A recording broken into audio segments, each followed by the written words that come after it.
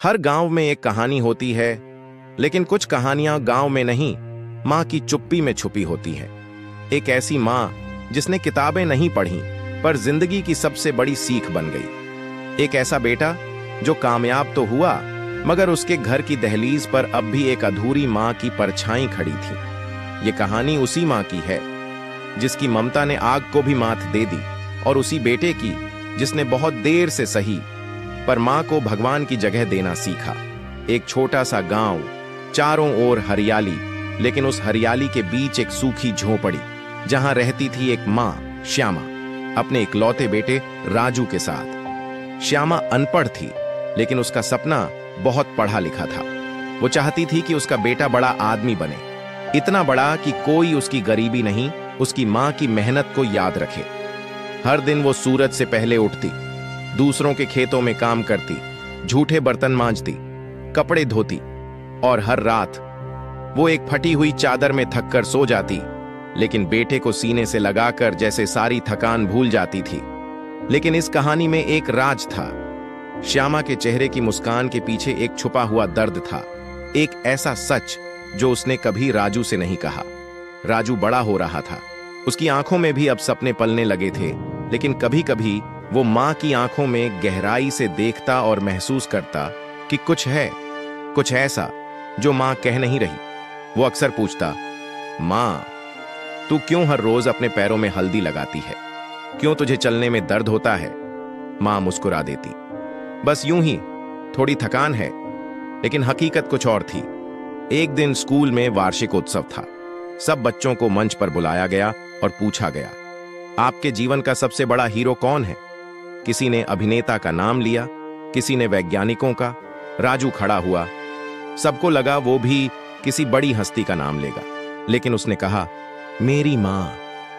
पूरे हॉल में सन्नाटा था। वो आगे बोला, मैंने कभी नहीं जाना कि मां रोज क्यों दर्द में होती है, लेकिन एक दिन जब मां सो रही थी तो मैंने उसके पैर देखे, उन पर जलने के निशान थे। मैंने अपनी बुआ से पूछा, तब पता चला कि जब मैं छोटा था हमारे घर में आग लग गई थी। मां ने मुझे जलती हुई झोपड़ी से निकालकर खुद आग में जल जाना स्वीकार कर लिया। वो जले हुए पैर मेरे लिए थे। वो सिर्फ मां नहीं है, वो मेरी जिंदगी की सबसे बहादुर योद्धा है। लोगों की आंखों से आंसू रुक नहीं रहे थे, और तभी स्कूल के गेट पर एक महिला खड़ी थी। पुरानी साड़ी, जले हुए पैर, कांपते हाथ, लेकिन चेहरे पर एक गर्व था, एक चमक, क्योंकि आज पहली बार उसके बेटे ने उसकी तकलीफ को समझा था और पूरी दुनिया को बताया था कि असली हीरो टीवी पर नहीं, मां की चुप्पी में छिपा होता है। गांव की धूल भरी गलियों से निकलकर राजू शहर आया था, मां के सपनों को सीने में लिए। मेहनत की, रातें जागी, आखिरकार एक दिन नौकरी लग गई। फोन उठाया, मां, तेरा बेटा अब किसी का मोहताज नहीं। साल गुजरे, शादी हो गई। पत्नी पढ़ी लिखी थी, सुंदर थी, लेकिन मां की ममता की भाषा नहीं जानती थी। फिर एक दिन राजू ने एक नया घर खरीदा। मां के लिए एक कमरा खास रखूंगा, उसने दिल से कहा। हाथ में पूजा की थाली, दिल में बेटे की मुस्कान। मगर कुछ ही दिन में वो मुस्कान कमरे के कोने में सिमट गई। बहू ने घर का काम उसी के सिर रख दिया। मां जी, आप तो खाली रहती हो, जरा पोछा भी कर दीजिए। आज सब्जी आप काट लेना, मैं थक गई हूं। कभी कभी तो खाने से पहले बचा हुआ ही मिलता। मां चुप थी, बस एक बात रोज दोहराती, राजू खुश है, यही काफी है। एक दिन राजू ऑफिस से जल्दी आया। देखा मां अकेली बैठी थी, आंखें सूनी, और हाथ में पुराना पर्स जिसमें अब भी उसका बचपन का टूटा टॉय रखा था। राजू ने पूछा, मां, ये क्या है?